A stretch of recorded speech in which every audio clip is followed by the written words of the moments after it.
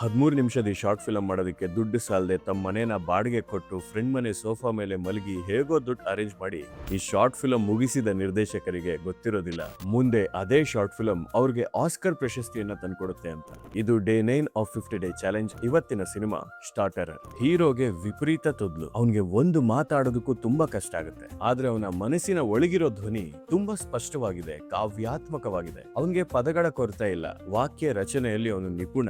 ಯಾರಾದ್ರೂ ಟೆಕ್ಸ್ಟ್ ನಲ್ಲಿ ಅವನ ಹತ್ರ ಮಾತಾಡ್ತಿದ್ರೆ ಅವನು ಅದ್ಭುತವಾದ ಮಾತುಗಾರ ಇರ್ಬೋದು ಅಂತ ಅನ್ಸುತ್ತೆ. ಆದ್ರೆ ಭಾಷೆಯಲ್ಲಿ ನಿಪುಣ ಆಗಿರೋ ನಾಯಕನಿಗೆ ಮಾತಾಡ್ಬೇಕು ಅಂದ್ರೆ ಅವನ ಬಾಯಿ ಸಪೋರ್ಟ್ ಮಾಡೋದಿಲ್ಲ.